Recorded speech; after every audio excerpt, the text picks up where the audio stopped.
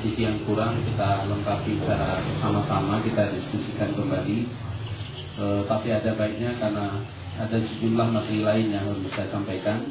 Jadi saya mulai dengan pengembangan model mata pelajaran muatan lokal.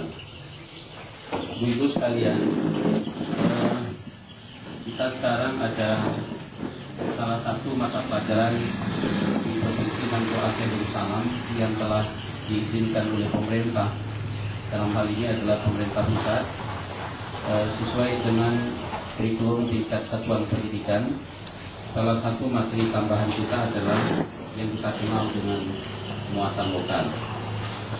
Untuk itu pada sore hari ini saya akan berbicara tentang apa latar belakang sehingga materi muatan lokal itu menjadi salah satu materi esensial yang telah diizinkan oleh pemerintah pusat dan khususnya barangkali di Provinsi Maluku Aceh Darussalam.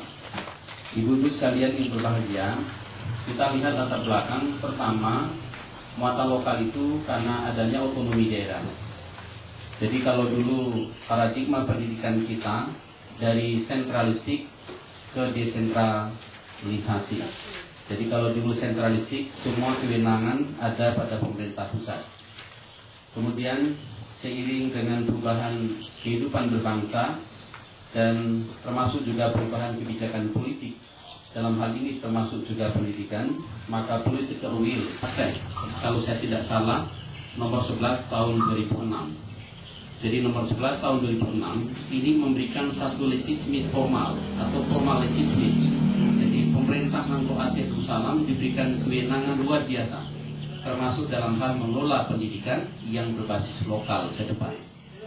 Atas dasar itu, dengan lahirnya Undang-Undang Pemerintahan Aceh nomor 11 tahun 2006, dicatat saja itu Bu, saya jelaskan, Ibu catat terus di situ. Ya. Undang-Undang Pemerintahan Aceh nomor 11 tahun 2006. Nah, jadi pemerintah Aceh diberikan kewenangan termasuk dalam hal menyelenggarakan pendidikan yang bermutu dan islami. Hal ini ditegaskan kembali di dalam Kanun Pendidikan Negeri Aceh Darussalam nomor 23. Jadi Kanun Pendidikan Negeri Aceh Darussalam nomor 23 tahun 2002. Kanun Pendidikan Negeri Aceh Darussalam itu nomor 23 tahun 2002. Yang menjadi landasan filosofisnya adalah kanun ini berbunyi berlandaskan pada Al-Quran. Jadi pendidikan di Negeri Aceh Darussalam harus berlandaskan pada Al-Quran.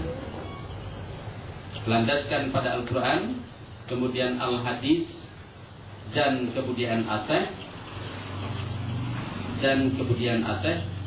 serta falsafah bangsa Indonesia yaitu Pancasila dan Undang-Undang Dasar dan untuk menyelenggarakan pendidikan yang bermutu dan Islami. Lalu direspon oleh Kanun nomor 23 tahun 2002 yang berbunyi sebagai landasan yuridis filosofisnya adalah berlandaskan pada Al-Quran, Al-Hadis, dan kebudayaan Aceh serta falsafah bangsa Indonesia yaitu Pancasila dan Undang-Undang Dasar 1945.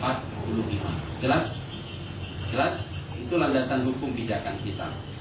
Kemudian karena ada sentralisasi ke desentralisasi. Jadi dulu semua kewenangan ada pada pemerintah pusat. Sekarang setelah ada perubahan kebijakan pendidikan dari sentralisasi ke desentralisasi, dari sentralistik ke desentralisasi, maka ada hal tertentu. Lembaga pendidikan diberikan otoritas secara khusus.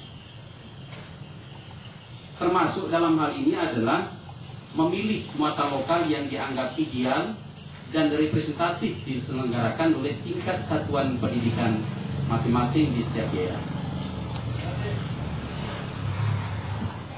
Kemudian berikutnya adalah karena multikultural.